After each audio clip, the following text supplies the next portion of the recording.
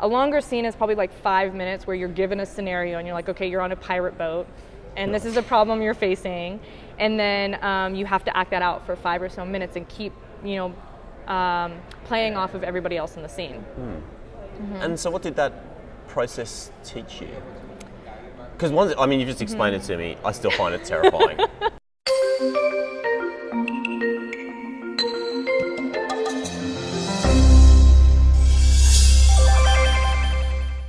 G'day, welcome to another episode of A Life That Travels. I'm Rob Malicki. Awesome privilege to have Kelsey Hutchison today. How are you? Thank you, I'm doing good. Awesome, let's take that off. Thanks for joining me. You've got a fantastic story that I'm really interested in hearing more about. But let's start by talking about Iceland. And for starters, I fucking hate you because that's like top of my bucket list. But tell me about Iceland as a place to have visited. Iceland was amazing. As I've told, every time I tell the story, I seem to feel like it was untouched. It was like an episode of Planet Earth, essentially. Yeah. Nice, nice. And what made it special? So it was so special just because it's so uninhabited, to be honest. Like, I was there in the middle of winter and you could drive for miles and not see a single soul. We were in a huge national park for 8 hours and we saw maybe one other car, so it was amazing. Plus, I saw the Northern Lights, which is pretty killer. That's, one of those things I think just has to be done at some point in your life. Where else have you been traveling to? I have been to Bali and Greece, and I went back to Hong Kong because that's where I was born, so first time going back there. Interesting. Tell me about that. So your parents were there, obviously. Yeah. I hope they were there. My dad worked for Marriott, so he was in Hong Kong, and that's where I was born, and my brother was born in Saudi Arabia, actually. No way. That's kind of cool. So was he working in the chain itself, like in the actual hotel? So he's been like hotel manager, that sort of thing? Exactly, yeah, and he specifically was in charge of building up new hotels. So that's why we kept moving all the time, and I lived in Australia for 8 years. Yeah. Isn't that interesting? You know, the whole thing, I think one of the reasons I started A Life That Travels was that, there are so many different ways that you can create an international career. Yeah. And in fact, the hotels is an amazing huge. way to be able to travel all over the world. Do you have memories of Hong Kong? No, I left when I was 3, but that's why I went back. And I nerded out and I went to the hospital that I was born at when I went there last time. That's so sentimental. Yeah. What was that like? I looked really dorky running around with my selfie stick, and an adorable security guard came up and asked me what I was doing, and I said I was born there. And then I left. And did you say, I think you need to come with me now? He actually was so nice though. Like, that's what I expected him to do, and he was like, oh, that's so cool. And he just like, have fun. It's funny because when I was maybe about 20, I met the doctor that delivers babies. What are they called? Obstetricians? Yes, obstetrician. I actually met the obstetrician who delivered me. Wow. As a baby, and that was really strange. He was super old, right? Like he must have been like 80 or 85 or something like that. And I said, oh, thank you for doing a good job. And he actually teared up. He actually got super emotional. Yeah, it's like this weird circle of life, you know what I mean? Yeah. Like that's where it started and you're kind of rejoining back around. For sure. And did you go from Hong Kong to Australia? Or via Saudi Arabia? I went Hong Kong. So my brother was before me. And then they went to Hong Kong, and then they went to Australia, and then I went to New Zealand, and then Thailand, back to Australia, and then to the States. Amazing. Where in Australia were you? The first 4 years were on the Gold Coast. I don't know the exact town, but in that area. And then the second 4 years was in Sydney and West Pennant Hills. No, West Pennant. Yeah. That's cool. I actually grew up just around the corner from West Pennant Hills. Funny. Yeah. What are your memories of Australia then? Oh, I loved Australia. I missed my accent because I was so young there, so I picked up the accent really quick, and then when I came to the States, I lost it within about a year. And the people, I made such great friends, and thank God for Facebook, to be honest, because I can still connect with all those people that I haven't seen in so long. Awesome. So, one of the reasons I wanted to talk with you, Kelsey, because you've just done this absolutely awesome project that I've been following across the course of this year. It's been great. Called Let's Go With Yes. Can you tell me about what Let's Go With Yes is? So Let's Go With Yes is a concept of stepping out of your comfort zone and being willing to just say yes to more things. And it's not always activities. It could just be saying yes to just changing yourself or looking at something introspectively. So talking about this upcoming month for October, it's about being really conscious of when you say sorry. So us as humans, we just bump into people, say sorry, or we just say sorry in passing. So really being conscious of when you're saying sorry, so that when you actually say sorry in a real situation, it means more. I will be honest though, I read a different blog that did that a few months ago, and that's where it sparked the intrigue for me to try it personally as well. Sure, but there's nothing wrong with that, is there? There's nothing wrong with actually like taking good ideas and then trying to implement them. What other sorts of things have you done? I've done improv, which was amazingly fun. I highly recommend it to everyone because really nothing bad's going to happen. That's a purely fear-based thing. So if you want to learn how to handle fear and kind of walk through that, great activity. So tell me about improv, because that to me would be just terrifying, right? So what's the process you go through?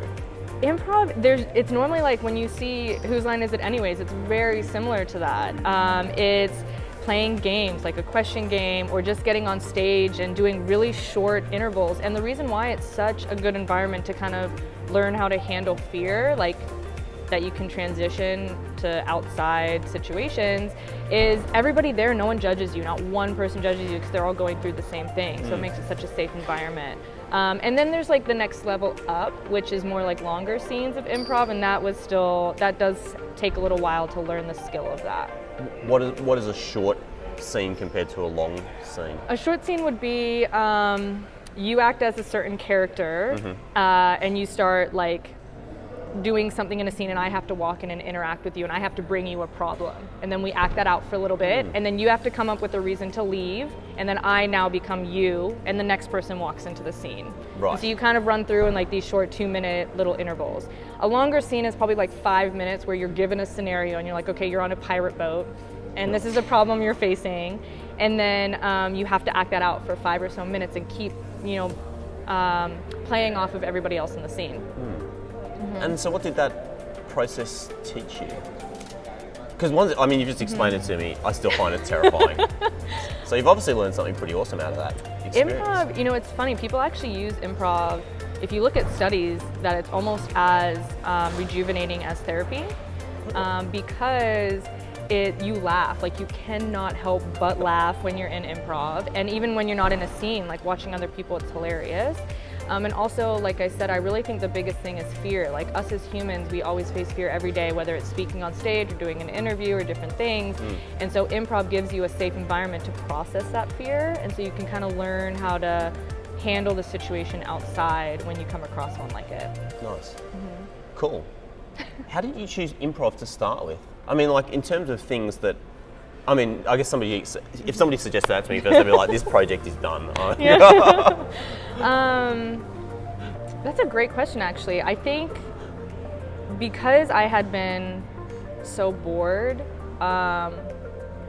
and I was looking for activities to do, improv was one of the ones that first popped up. And so as I was coming up with the idea of like what to do every month, it was something that came up in my search anyway. So I was like, might as well just start with that, and then we'll see where we go from here.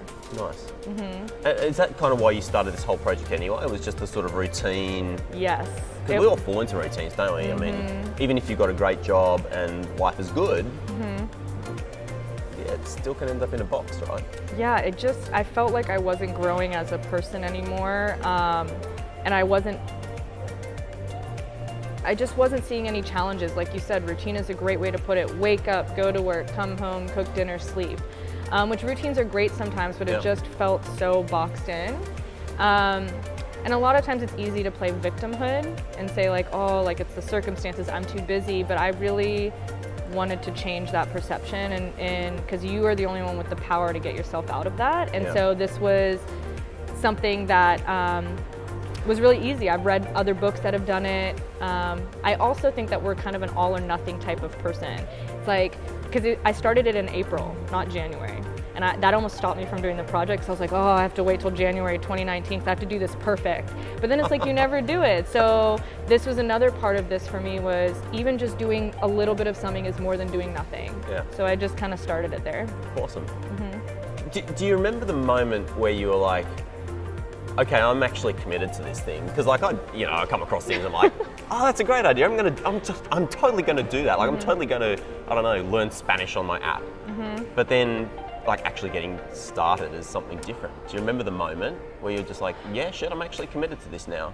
I think the moment was when I started actually putting time into the blog, to be honest, because I was committing time into documenting it and putting it in accountability for other people that I had told about it. I told friends. So a lot of that, I think accountability is huge, actually. And so those little steps forward, and also what made it easier to commit to this is again, that kind of all or nothing mentality. I made sure it was really clear to myself that I can adjust this any way I want. So one of the months I was supposed to go camping every weekend. Yep.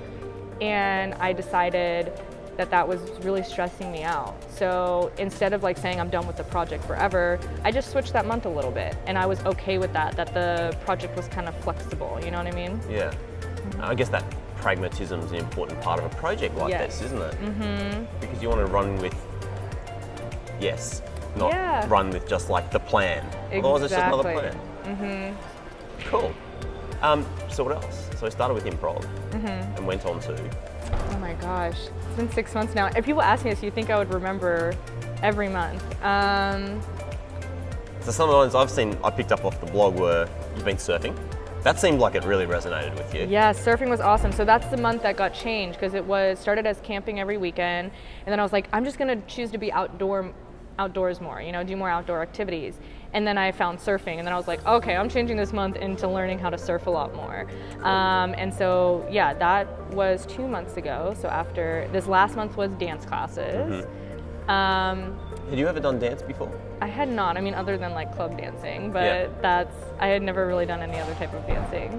And I love it. Yeah. But now I find that I have all these activities I want to keep doing. So my schedule is now trying to fit everything in. But yes, I love dancing. Nice. What did you do? What styles? I resonated most with the Latin dances, so like salsa, bachata, but I also learned foxtrot, waltz, and those as well. Neat. How far can you get in a month? Are you doing a lot?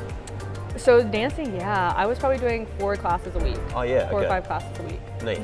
And so that you'll keep going on with? Yes, but less Yeah. frequent, because I was doing it a lot. Like 4 times a week, you're busted at the end of a week, right? Yeah, but I love it. And then surfing on the weekend. Yeah, You like exactly. come into work on Monday morning and you're like, I'm totally broken. Yeah, exactly. And I also noticed that you have been doing meditation this year. Is that new for you, or is that something you've done in the past as well? So over the past 2 years, I would say I've become much more spiritually aware and conscious of how important it is to be in the moment. So meditation helps with that so much. And before that, I had really bad anxiety disorders. So meditation is a huge calmer in that, for sure. Do you think that kind of grounding also made coming into a project like this a bit easier?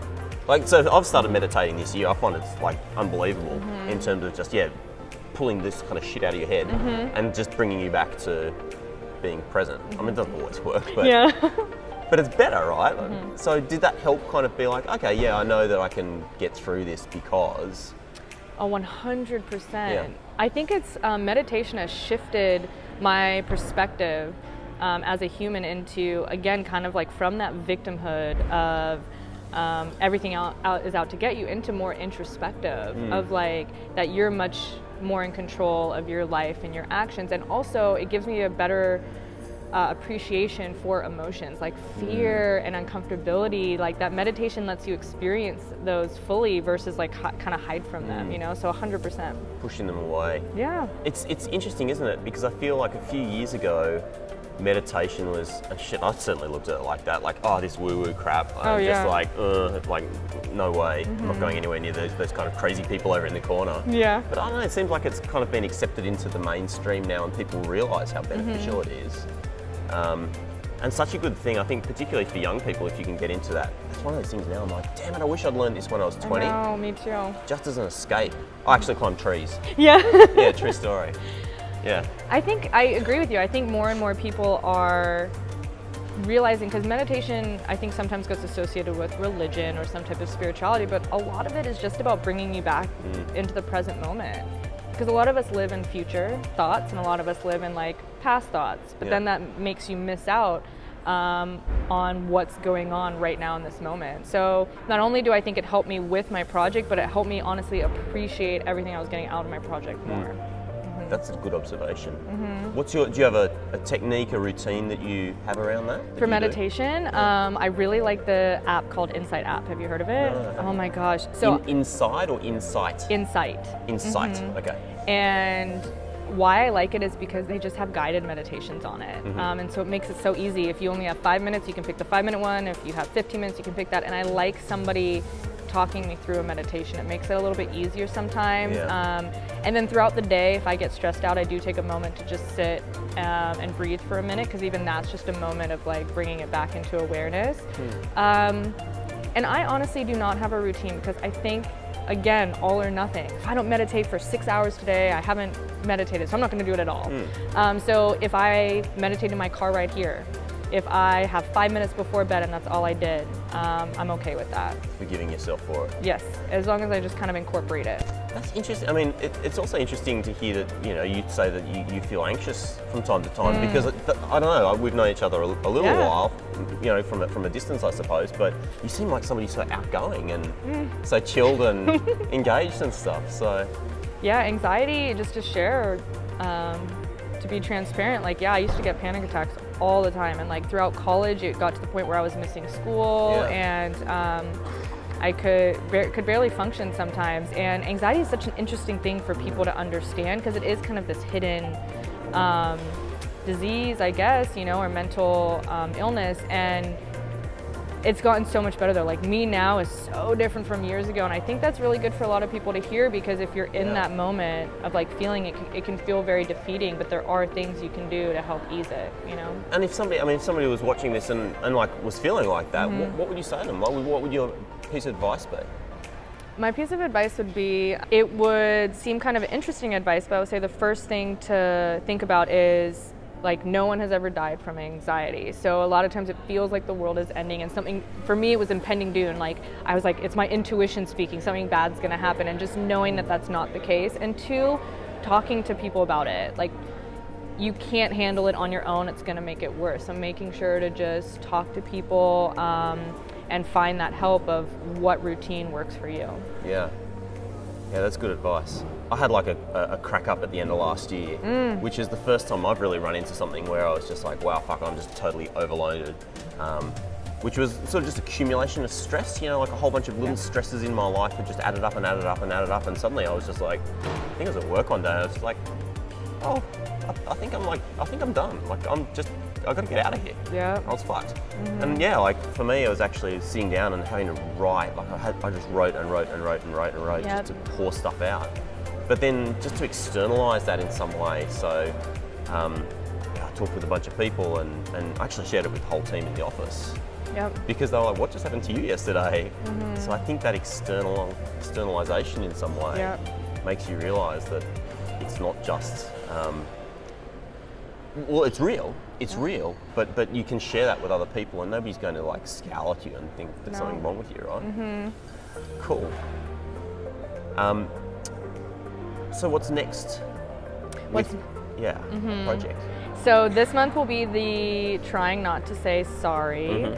November is going to be a really interesting month because it's actually writing a novel, and it's 50,000 words, and it's actually people do it every November. So it's not just me, it's like something you can sign up for and you try and write 50,000 words in a month. Wow. I probably will not write 50,000, but I'll just write half of it or whatever it is, and I'm okay with that.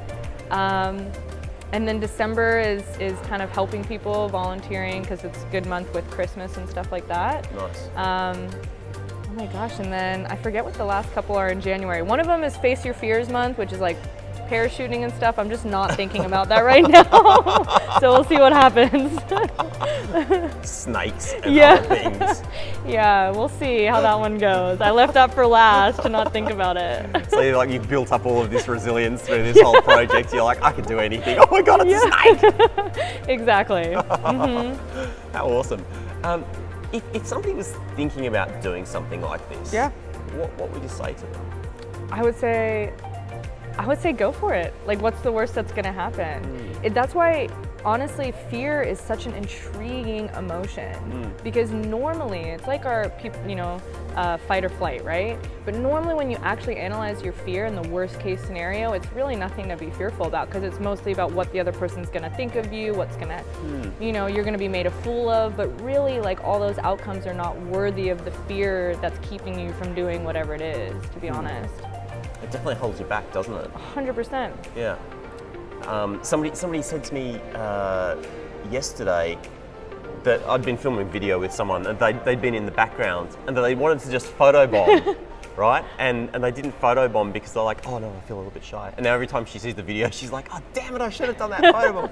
And it's funny because like you do in that moment just feel like, oh, I couldn't possibly, go for whatever it is, like just go for it. And really, it's like we put the handbrake on ourselves to some extent, don't we? That's why I'm fascinated by your project. So it's just like, I'm taking the handbrake off this year. I'm just going to go for things and, see what happens. And so what's been like the main thing that you've learned throughout this process? I think I've learned mostly about myself in regards to, I used to say, oh, I've been in Santa Barbara for 10 years and never gone surfing, and I used to say, oh, it's because I'm not going to be good at it. I would like beat myself down before even trying something. So I would say that I've actually learned to give myself a little bit more credit in things, and it's really given a lot of self-love and a little bit more, us as humans, again, we're really hard on ourselves. I'm not sure if you ever heard of the book, The Untethered Soul. Have you heard of it? Oh my God. I love that Must book. read, right? Yeah. And that was a huge start to this whole process, to be honest. And I think it's about listening. That inner voice is very harsh to yourself, and it's very defeating. And so this is helped me learn that inner love. And why didn't they teach us this when we were in elementary school? Because I think it's learning how to be that way now. Yeah. So, yeah. Yeah, that's very, very true. Something I've also thought about a lot in the last maybe 12 months is this thing it's about learning. Like we're not we're born basically knowing how to suckle, how to breathe, how to shit, and maybe a couple of other things. Yep. That's kind of it. Like literally everything else you have to learn. Yep. And we're really bad at it to start with. That's just the process. Yep. So once you kind of accept that you've learned how to speak and how to hopefully interact with other humans and all this other stuff, you can actually forgive yourself a lot more. Yeah. And like the surfing, you're going to be crap the first time you surf, but you're still going to have some fun. Yeah, exactly. And then you do it more and more, and eventually you get to a point where you're like, I'm kind of okay with this now. You've got to forgive yourself on it, don't you? Yeah. Yeah. What else? Surfing actually is a great one for learning. What I learned from surfing a lot was the failure, to be honest, because it's such an easy activity to keep failing, but then keep paddling back out to try again. And I didn't feel bad about failure. Being, at different conferences, at these talks, a lot of times people talk about you have to keep failing, these big CEOs, these big companies, but that's so hard to do in real life. And surfing was really the first time I was it was so easy for me to conceptualize the idea of continuously failing but still trying and being okay with that failure. Does that make sense? Yeah, absolutely. Is it because when you fail when you surf, it's still kind of fun, right? Exactly. So how does somebody bring that kind of I'm trying to think about how you would translate that into day-to-day life, right? I'm just going to paddle out because I know it's going to be a hell of a lot of fun, even if I fall on my ass. I think it's about the way that I would manage it is, again, kind of thinking about the worst case scenario. It's really normally when you fail, the worst case scenario is how hard you are on yourself. No one else really is that hard on you. Like, they're understanding, or honestly, it goes over their head. Yeah, it's 99% of people don't even notice, right? 99% of stuff in our lives. So. And a lot of it is perception. Like, your perception of that failure, because you took the hard on yourself path, you've now made that super negative. But being like, oh, I learned all of this stuff from this experience, I'm now gonna go try it this way, and kind of being excited, your perception of the situation is really huge as well. Yeah, awesome. So good to chat with you, Yeah. Kelsey. And I love your project. So where do they find you? Where do people find your blog? Let's go with yes.com. Nice. And do you have a sense already of what this leads into next? Not yet, no. Still kind of figuring that, and I'm totally okay with that. Now, honestly, like, even this project has made me totally okay with not knowing what's maybe around the corner and just letting it manifest itself. Yeah, awesome. Great to chat with you. Thanks for joining us on A Life That Travels, and I'll see you next time. Thank you. Thanks.